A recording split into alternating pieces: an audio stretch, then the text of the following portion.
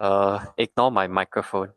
I'm using this for Zoom, so I'll be walking around with a really tiny microphone. Because last recording was really bad. My voice was like bass boosted on the recording. Yeah. Okay. Okay. Okay. For those who are here, help me scan attendance first. It'll be a very chill session. Uh, it'll be more drawing than me talking, because we'll be doing some animation later. Yeah, but we'll do a bit of game design at the start as well, so we can like be on the same page when we talk about the games later. Yeah. So how was your week, guys? Everyone okay? I'm not doing stand up, by the way. Okay. Uh, yeah. Oh, fuck is it? Hello. I thought I left something.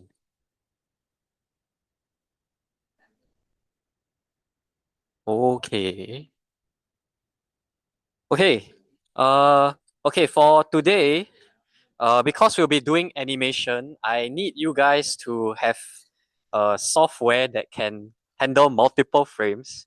So if you guys don't have a sprite, okay, wait, okay, if you guys don't have a sprite, there's a website called Piskel. So Piskel is an online free pixel art website. It supports multiple frames, so you can do animation. So for example, like this, and you can see it kind of play on the right there. So if you guys don't have Sprite, please use this or Graphics Gale. Any of the three. These three are probably one of the easiest to use for later. Yeah. So Piskel, Piskel. Can? Oh yeah. So just as a preview for what we'll be doing later. Uh, okay. So later I'll talk a little bit about character design in pixel art. And from the character design, hopefully we can do very simple animations. So just a simple jump that looks a bit squishy and scrunchy for you to take home. Yeah. And okay. So okay, lovely. Oh, okay. Okay, so welcome back everyone. This is Pixel Art Design Workshop 2. Yeah, you don't need to clap, don't worry. Yeah, so this is Pixel Art 2. If you guys are here in the wrong workshop, please scan the attendance anyway, that will help me. Yeah.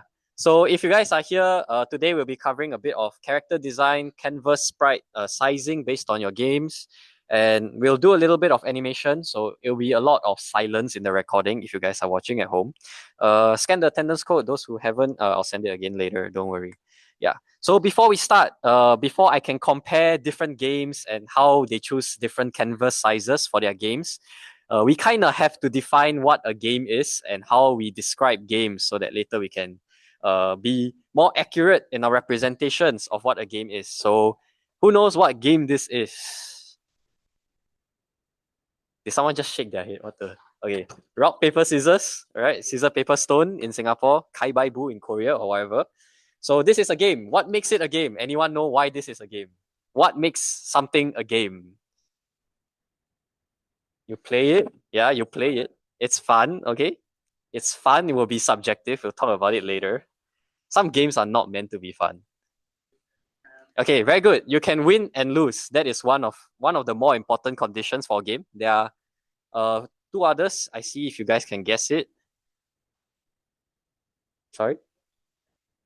Replayability? Not really. Not really. Okay, okay, okay. Maybe the next game will give you a clue. Okay, what is this game? Tag, catching. Okay, okay, okay. Any inspiration for rule for what makes this a game? There are rules. They are very good. There are rules. You can win. You can lose. There are rules. Okay, then the next one. What is this game? Politics. Perfect. So is this a game? Who here thinks this isn't a game? Okay, who here thinks this is a game? Who here is like mixed bag? Okay, a few mix. Okay, so it's really subjective. You can win here, you can lose. Technically, you can lose. But if maybe, yeah. So in the end, when it comes to diplomacy, a lot of games have that. So maybe you can consider it as a mini game, a little game. But it's the same concept. There are ways to win, there are ways to lose, depending on what you are taking away from your opponent. And there are rules in politics. So many rules, a lot of nonsense rules. Yeah. So in game design or in games in general, when we want to define a game, we generally say there are three things that makes a game a game. First, there are rules. So how you play the game, what are the limitations of the game. Second is the objective, what you need to do to win, and then player agency. So how many ways to win or to lose. So player agency is a very broad subject. I can honestly take 2 hours to cover what it really means. But for player agency, the short form, if I had to explain it very shortly, you think of it as having multiple outcomes. The players can have their own freedom to choose how to play the game, and it will change how they win or how they lose. And so if there is no player agency, it's basically the same as watching a movie. The player can't do anything to the game, can't affect the outcome. There's no difference from reading a book or watching a movie. Okay, so as a designer, or as rather from the customer perspective, how would you describe games? What we have done so far is we have been using what we call genres, right? Have you guys know what genres are, right? They are categories to categorize essentially our games. So if I had to make you guys categorize this game, what genre would you give it? Shoe licking game? Anything more? Okay, not specific, but generically specific. Is there a genre you think this can fit in? Roguelike deck builder. I don't see the elements, but good genre shout out. Good genre shout out. Okay, maybe you would consider this indie game, maybe? Indie?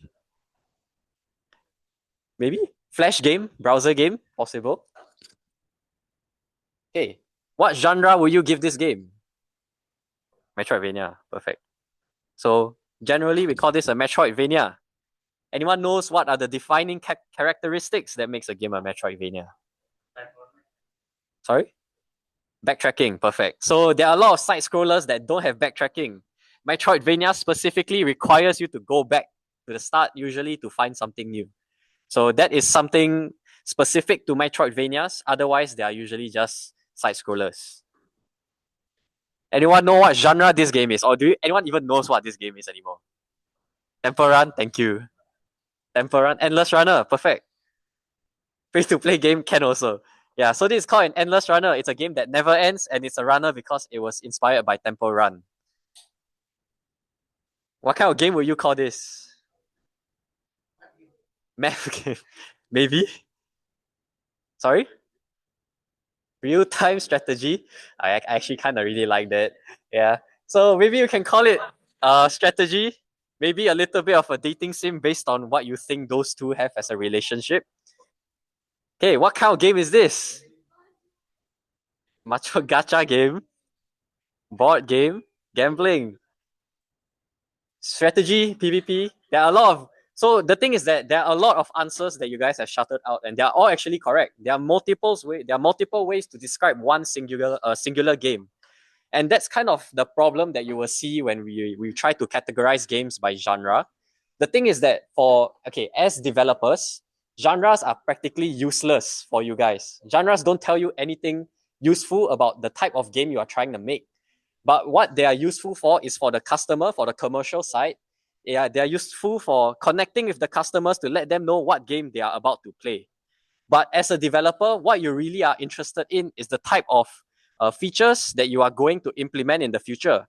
So let's take, for example, in Hollow Knight, if you want to make a Metroidvania, what is a feature as a developer you have to make?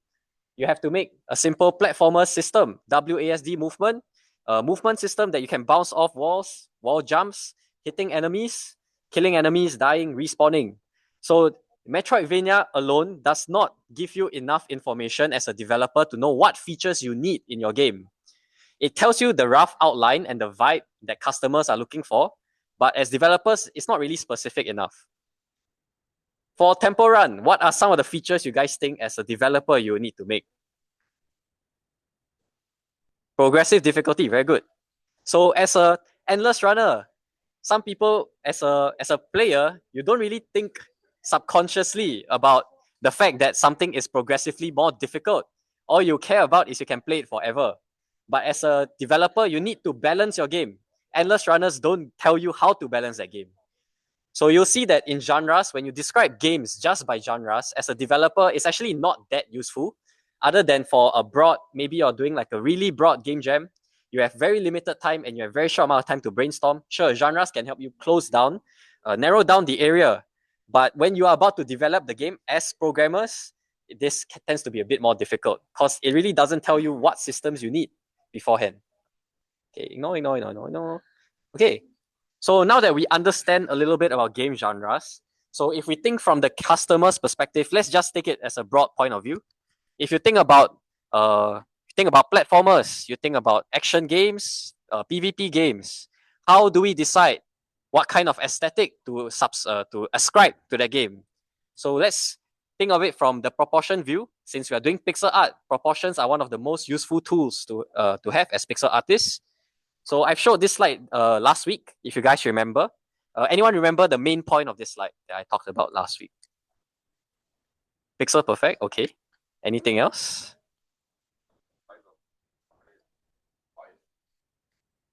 Okay, the size of the sprite. Specifically, what elements of the game? For what sizes are we focusing on? The character, one. Vertical jump, yes. The jump height. Someone said obstacles. Okay, specifically, we also want to take note of the tile height, the tile sizes in your pixel game. So a common or rather a recurring theme you will see in a lot of your pixel games, I mentioned last week, your character sprites tend to be some sort of multiple of your tile sizes because it's more intuitive for the player to be able to know how much they can move based on a certain input. So let's say if your tiles don't have a specific size, it's literally just a digital art game, but your character is a pixel art. If I press my D button, let's say for 1 second, how many units will I move on the screen? It's a bit difficult to tell. But in Celeste, it's a bit easier to tell when you jump. You jump about 1 tile high, 2 tiles high, 3 tiles high. It's a bit easier to estimate. And this is very important if you're trying to make a game like Celeste, which is a core platformer. So core platformers are games that can mostly be solved just by jumping on things and landing on things. So that's what we call a core platformer. So in Celeste, for example, our tile sizes are 8 pixels, then our character will be 2 times the size. But it doesn't have to be specifically 2 times. It can be 1 time, 2 time, 3 time. In general, if you're about to make a pixel art game, a good reference is to make the character height some sort of multiple integer of your tile size. That way your players will have a frame of reference for their movement. And one more thing to note is pixel art doesn't have to be very high resolution. The whole point is to be low resolution. So if anyone remembers the base resolution of Celeste, it's really small. 320 by something. 640 to, okay. 320 height, 320 width is correct, but the height is smaller. What? 540, no, it's smaller than 320. So you guys remember your aspect ratios I talked about? 16 by 9. If my width is 320, what will be my height? Divided by 16 times 9. So it will be 180. So Celeste, all of the assets in Celeste, all of the levels are contained within 320 by 180 pixels. It's a very small game compared to your native resolution. Anyone knows what native resolution is for most computers? Okay, I heard 1920 by 1080. So most computers nowadays are 1920 by 1080. That is the native resolution. Yeah, so you can see that Celeste is about 6 times smaller, 6 times smaller than your normal computer screen. But because it is the same aspect ratio, you can scale it up perfectly and it will run on your game. So in pixel art, we'll be drawing small. You guys have to remember that. And that means if you guys are making a pixel art game, first you have to decide how big you want your base resolution to be. Recommendation, I usually just recommend 320 by 180. That is a good multiple of 8 and a multiple of 2, which is very useful for game engines. I won't go into why, but in code, it's really good. So 320 by 180. Usually, if you're making a core platformer, a puzzle game, keep your character size to 10% height of your canvas. So in Celeste, the height of the canvas is 180 pixels. Your Celeste character height is 16 pixels. So it's about 9%, 10%. It's a good range. So our other examples, we have, anyone know this game? Very good. Nine Souls. Anyone know the genre? Metroidvania. Perfect. Yeah, so you'll see that Nine Souls is not a pixel perfect game, but even in games that are not pixel perfect, they still adhere to about the 10% rule when they're making any game that uses a platformer as its core. So Nine Souls is a natively 920 by 1080 pixel game, not pixels, but it's not a pixel game. It's a digital art, vector art game. But even then, the characters adhere to a 10% ratio. It's just a nice ratio for cult platformers, and it kind of works for most games. But if you know how to make different ratios work, go ahead. Just a recommendation, keep it to 10% if you're making a side scroller, making a platformer. Another example, Hollow Knight. So Hollow Knight also 920 by 1080 resolution, but it keeps around the 10% ratio as well. So this is about, one screen is about 7 characters, 7 Hollow Knights. So that roughly comes up to 13% of the height. So you'll see that a lot of the character sizes are about 10% to 13%.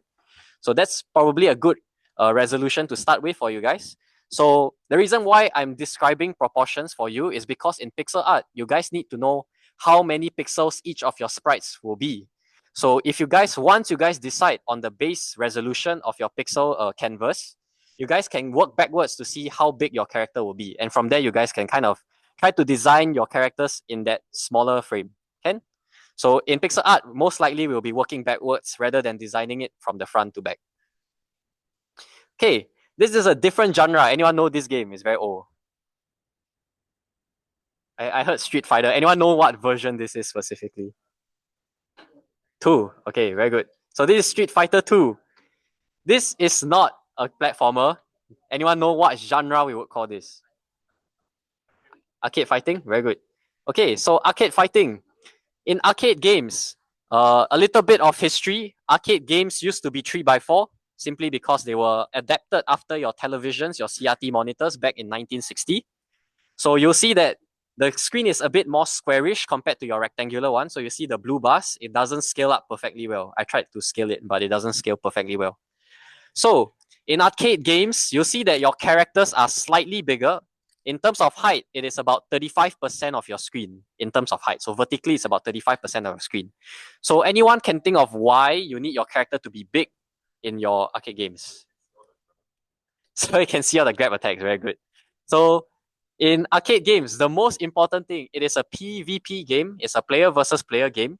Reaction speed is important. And most importantly, you need to be able to read what your opponent is about to do, which means you need your sprites to be meaningfully large enough so that you can read the animations before you can counter them in a certain way. So a lot of fighting games, you will see that they're about 35% in height for pixels. Yeah, so this is the character Ryu, about 85 pixels in height, and then the screen is about 224 pixels. So 224, I think Street Fighter, if you divide by 9 times 16, it's about 338 by 224, something like that. It's a weird integer scale, but that's what they decided with. Yeah. Okay. Instead of fighting games, let's say you want to make top-down isometric game.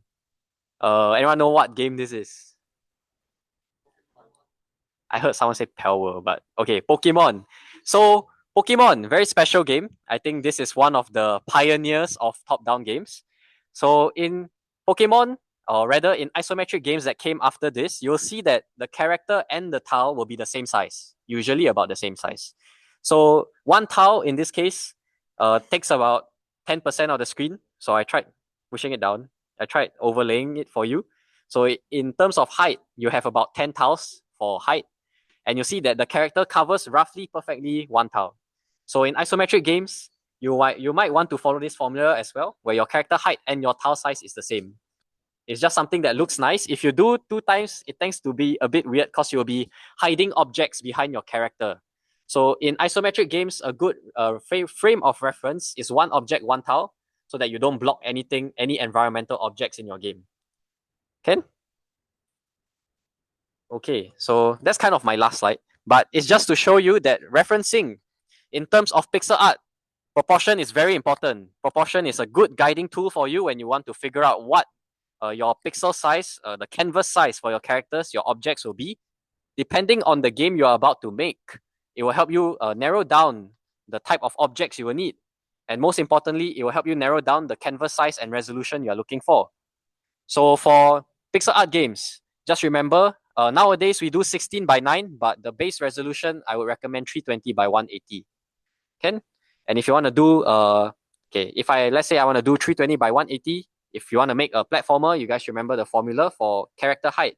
How big should the character be? 10%, so about 18 to 18, 18 by 18 or 16 by 16. So you can try rounding down to multiples of 4 as well. So it really doesn't matter. But as long as you keep between the ratio, it generally looks quite nice for you. And yeah. Okay.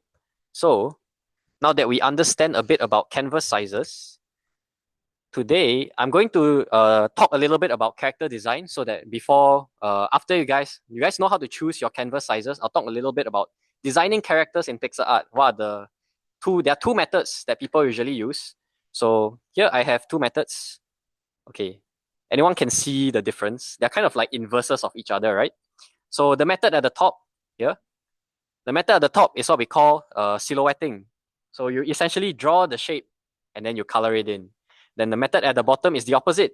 You color it in, then you detail the colors afterwards. So that's what we call blocking.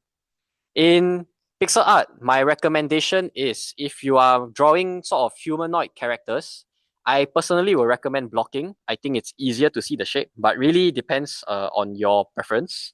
So for me, if you're drawing human characters, I would prefer blocking. I think it's easier to see the proportions. If you want to draw sort of typical shapes like circles or squares or non-human objects that don't have very complex shapes, I think silhouetting is a bit better. So, anyone know what these characters are? Hopefully, you've seen them before. No? Yeah, thank you. So, these are actually our club mascots. The blue one is Garu, the pink one is Gemu, or the other way, I don't remember.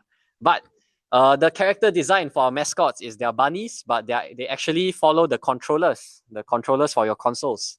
So, the blue bunny has upright controls, and then the pink bunny is like if you hold it like this. So those are kind of the inspirations for our mascots for NUSGDG. You guys have never seen them before, they are on our website as well. So for example, .org. Leave, please. Yeah, so you can see our bunnies here. So these are the controller references we use for our mascots. Quite cute, right? Who would want to buy a plushie if we make them? Sorry? What? Who said something? What? Okay.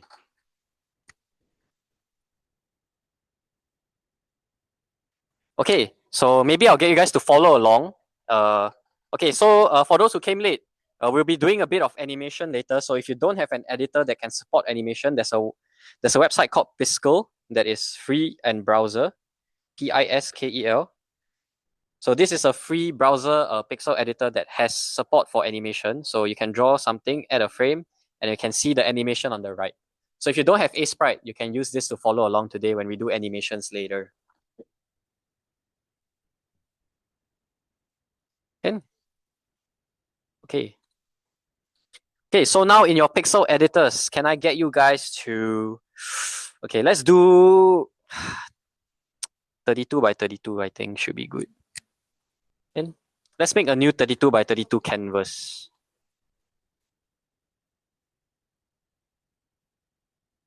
Very small, we're drawing small today. Okay, so if your character is 32 by 32, how big should your screen be? Anyone want to do the math? Sorry? 320 by something, yeah. I mean, just multiply by 2 the other one, right? So 180 times 2 is 360. Then your width will be 320 will be 640. 640 by 360. Okay? So that will be your base resolution for platformer. Okay. Okay. So now let's practice silhouetting first. If you guys were here for the 16 by 16 grid last week, you guys would have had a bit of practice. But for now, let's try to draw a character. Okay, so remember, in pixel art, proportions are important because unlike digital art, we don't have a lot of space. The best way to convey our art, unfortunately, is to make sure everything is proportionate. And that comes also with the caveat that it really depends on your style. If you want very stylized art, let me show.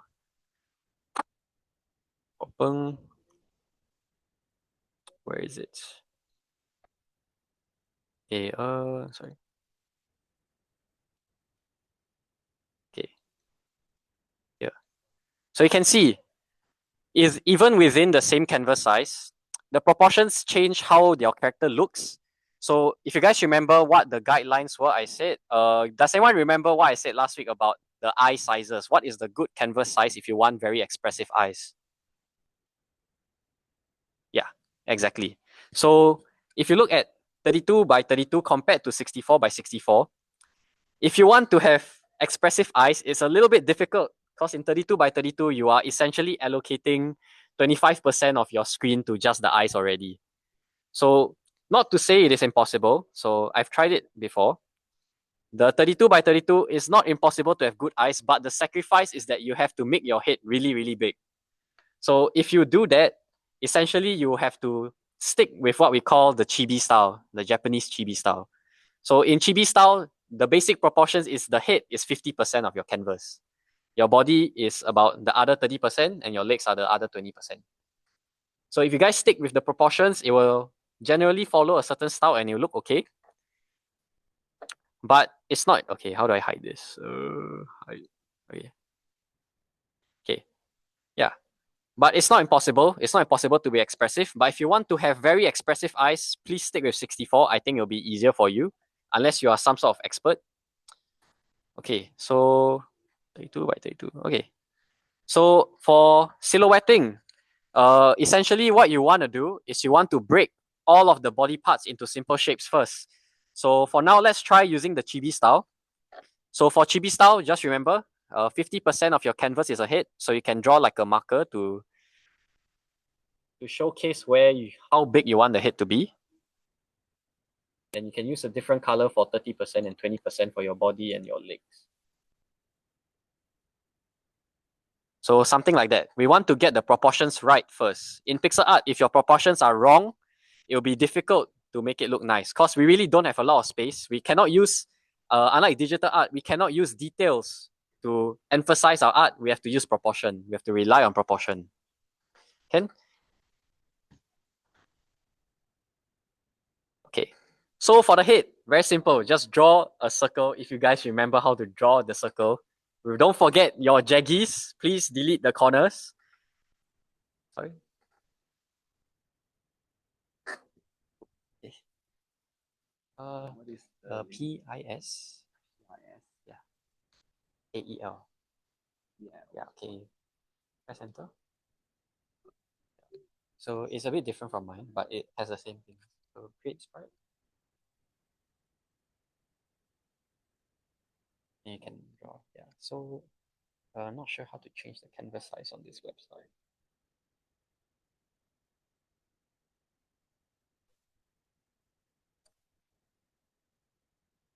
Okay. Sorry about that. Okay. So for silhouetting, we draw the shapes first. So we don't color them in. So let's say for the head, if you want to make it symmetrical, okay, up to you.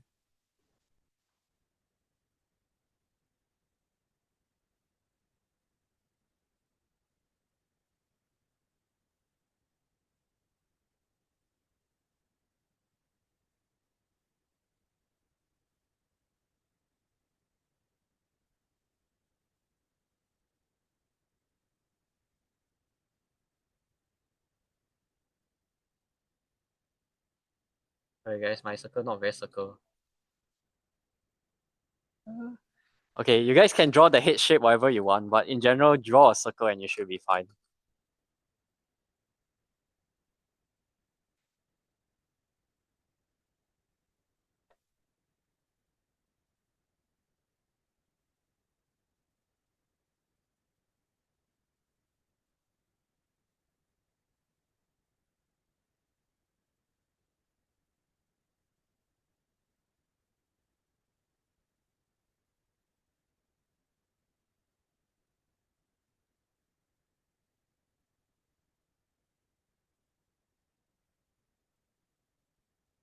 Oh, the neck's a bit too big. Um,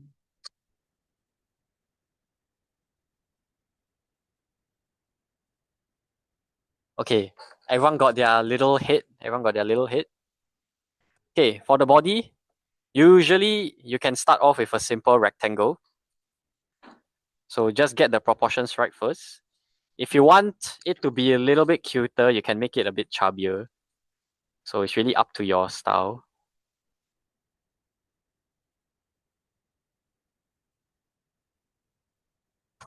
Looks a bit sus, I'll be honest. Let me draw in the legs before.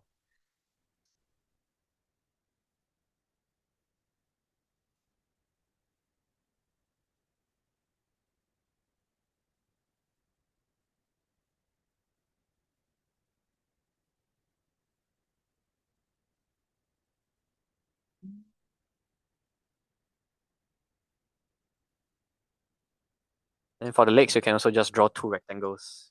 Just to show, just to see if it looks right.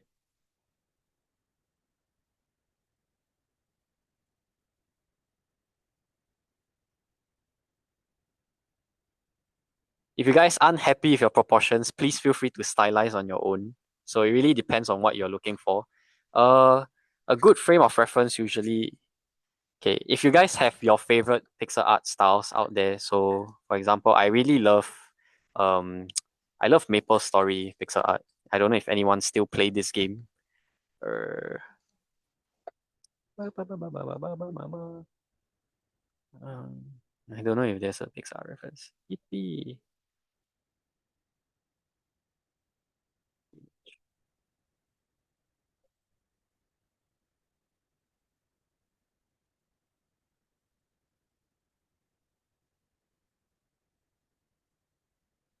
So you guys can see in Maple Story, they are also using the chibi style, but it's roughly the same proportions. The head is about 50% if I overlay it side by side.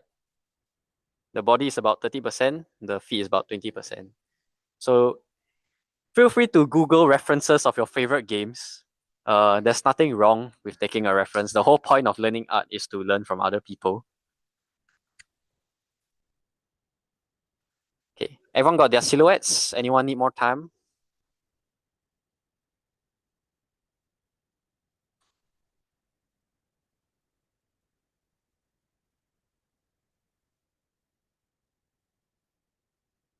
Anyone need more time? Anyone need more time? Everyone's so focused on drawing.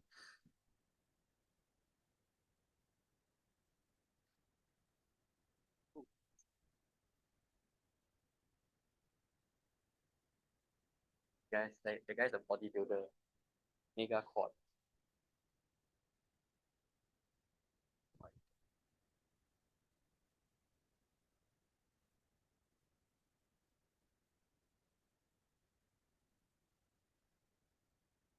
Buff, buff arm. That's so.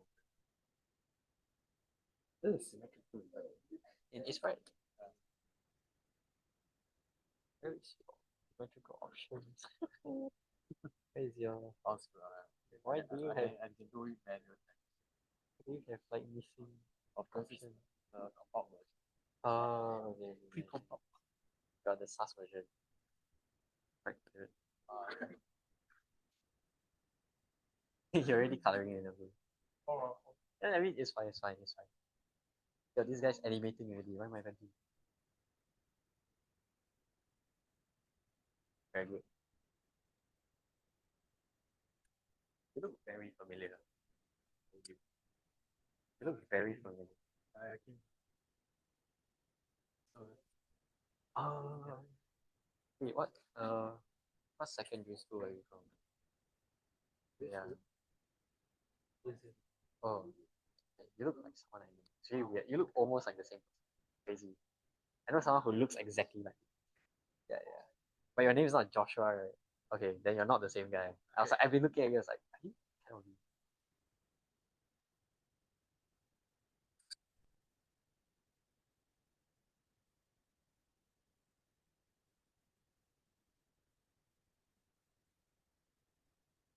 Okay, I'll continue first. So, when you are drawing chibi style, one of the main issues is you have to proportion the face, and the face has a lot of parts. So in pixel art, there is we will have to sacrifice certain details. In this case, in 32 by 32, the things that you can sacrifice first is obviously the eyes.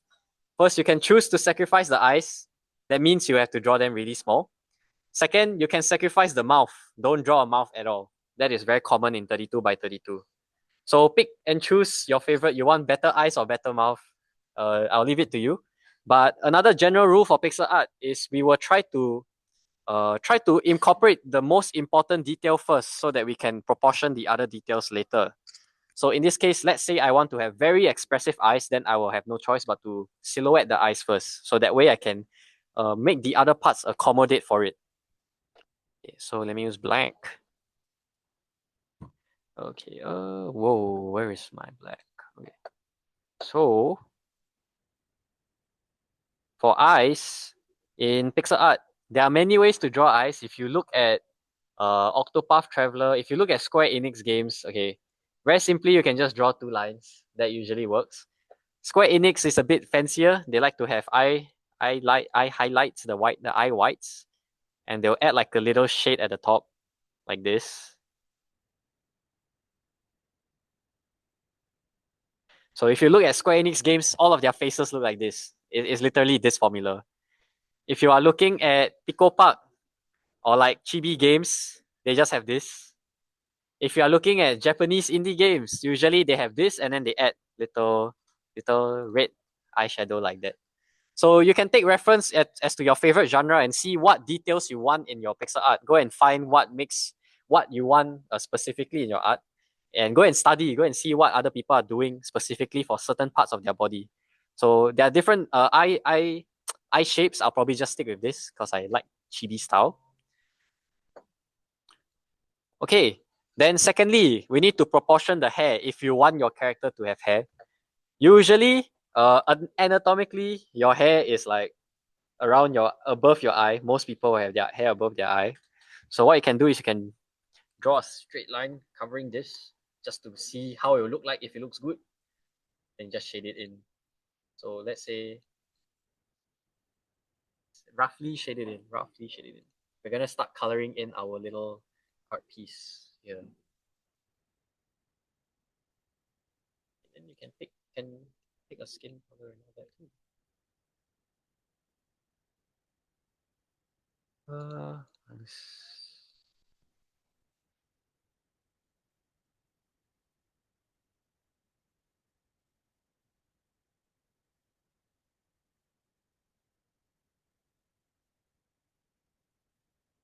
yeah, I'm leaving the silhouette just to cover high outlines later.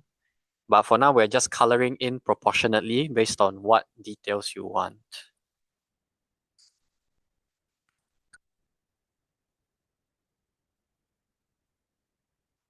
Can.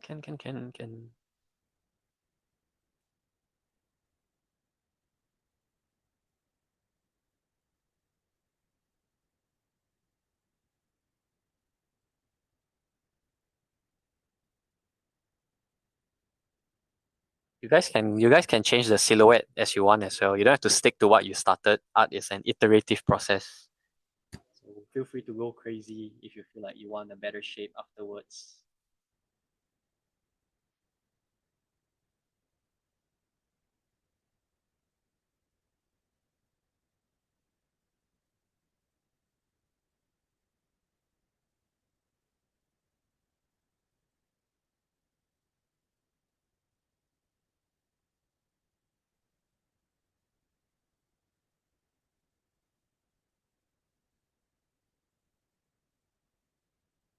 My character kind of looks like Bomberman.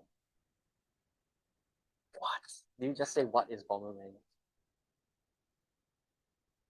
It's crazy.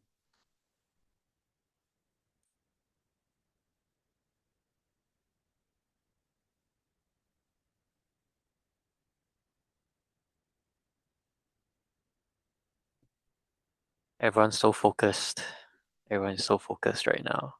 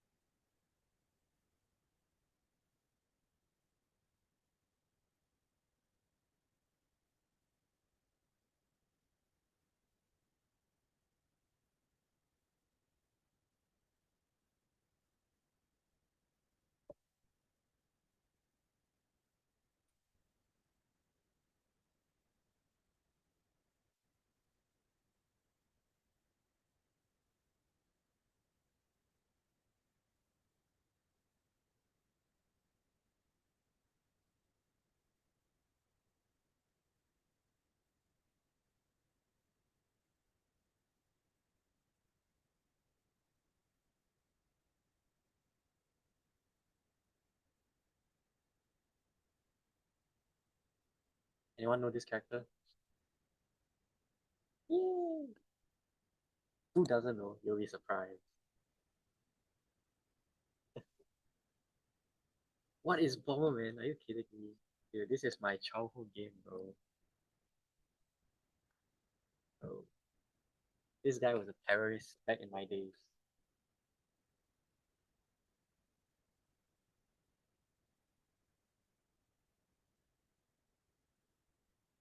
Okay, I'll carry on first. Okay, so after you have colored in proportionately, if you think it looks good, what you should do now is to shape it up a bit more. So this is where you start going super micro control and erasing the pixels that you don't want or adding pixels that you want. So you can take any reference online, but for I'll probably just be copying Maple Story here. So right now, I think the legs are a bit too weird. It looks like it just looks weird. So I'll shape it up.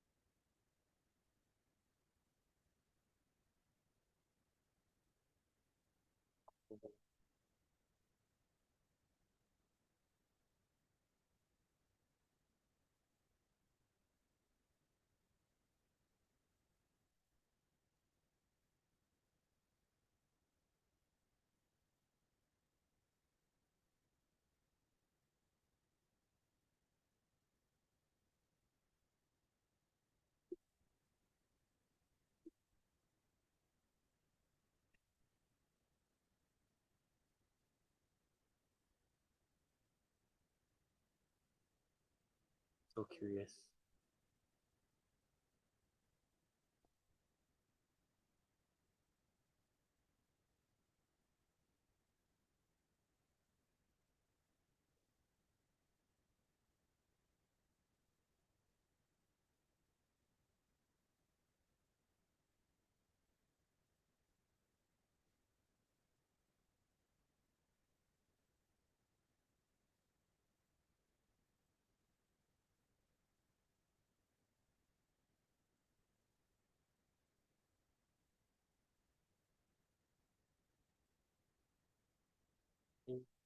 Everyone ready? Everyone ready? Okay.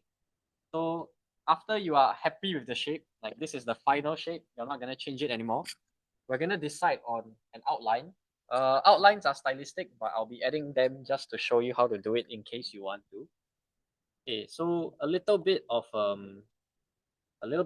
sort of color theory. Okay.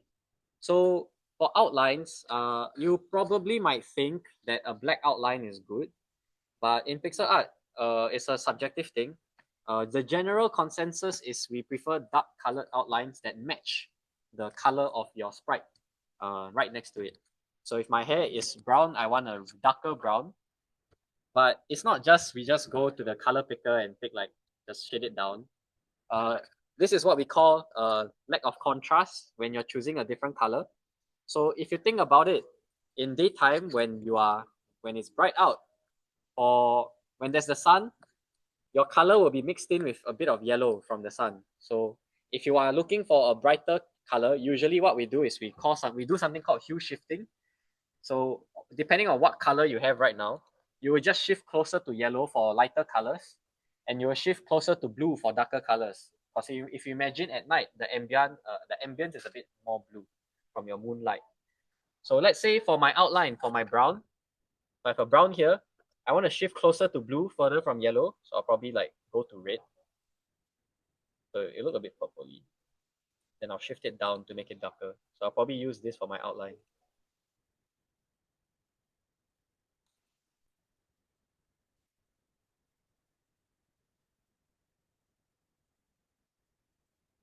Ooh, it's a bit too dark.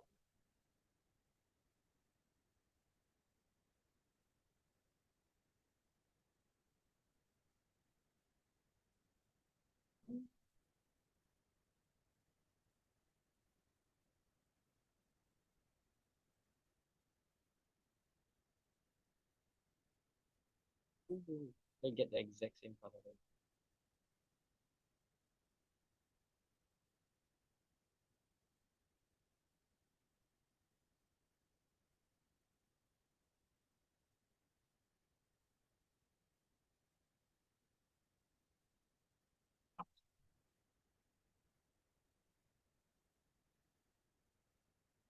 Ooh, how is it so green?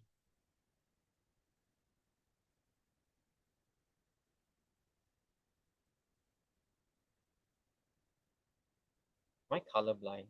Or is my color just different from what it looks like? Or my color picker? What the hell?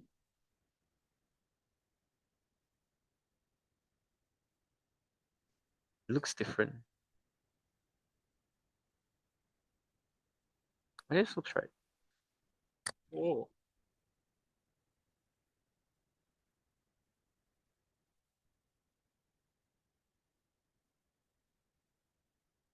I think I know why.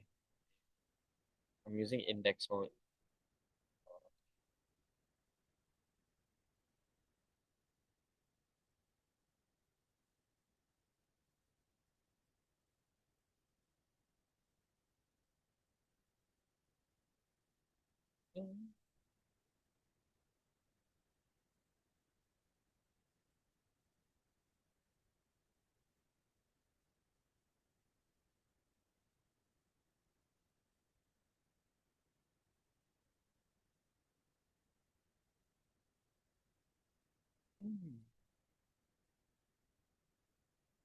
I don't like small canvas sizes either.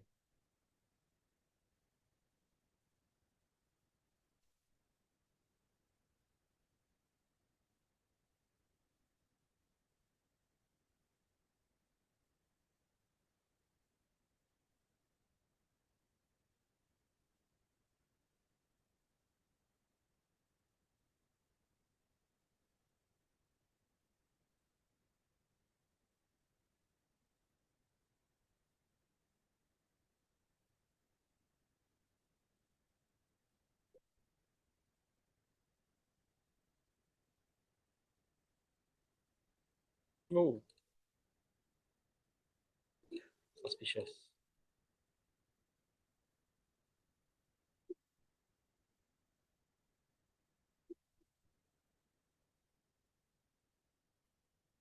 Why, why does my character look like a beer belly?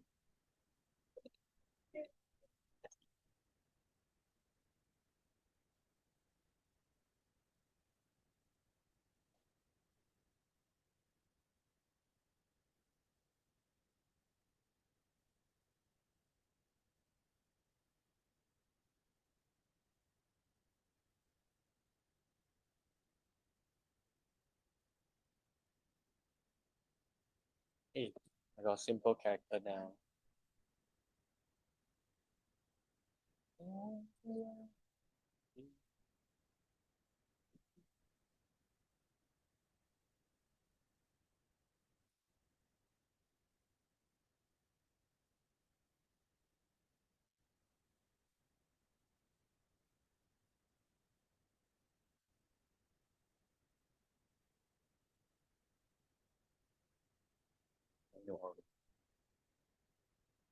You're drawing, you're drawing like a green Miku. You're supposed to look at it. Yeah, looks fine. Looks fine. Okay. Yeah, looks fine. If you want, you can give it more volume, I guess. Yeah, looks, looks fine. What effect do you need? You can, I think you can just make the eye whites more white.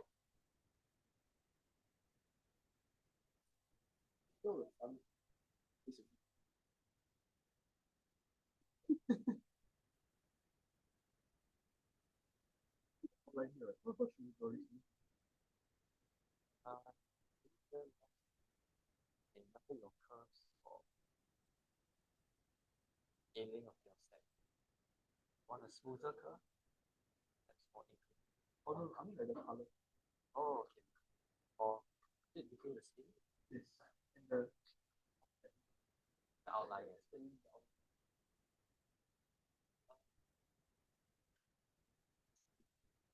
Imagine like daytime or sun, right? Everything the brighter parts can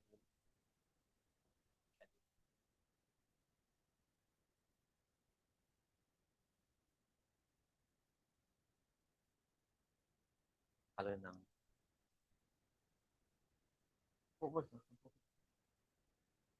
color picks if you do all. Oh.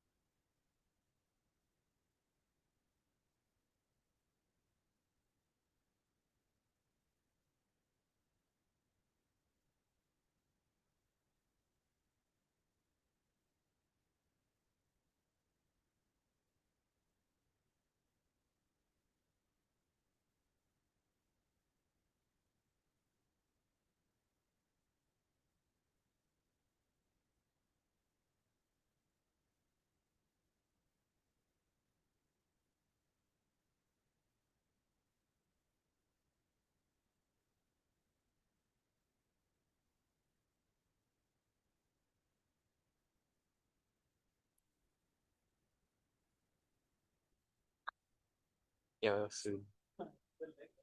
Everything okay? Oh, actually, ooh, but I can tell the shape.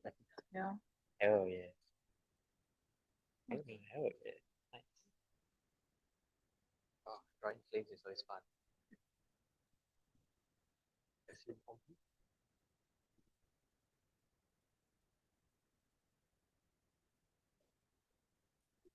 Ugh.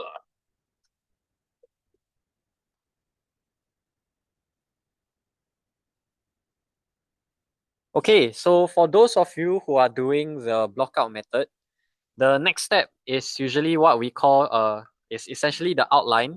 So since we already have the shape, it's a bit easier to outline the specific different limbs. So you can see while you are outlining, you are already filling in for the details in your picture. So okay, so for example, the torso, the upper torso, all you have to do is you erase the inner, erase everything inside. But it gives you a nice shape to know where it connects to the other parts as well. Okay, so actually let me just show by example. Here. Okay.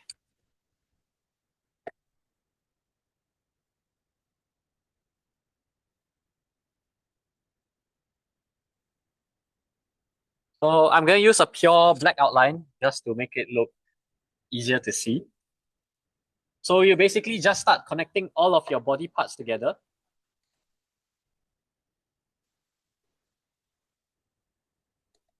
And this is where, when you are outlining, you try to use your fundamentals. So you remember your jaggies, your smooth curves. This is where you start using your fundamentals to shape it out nicer, cut the shapes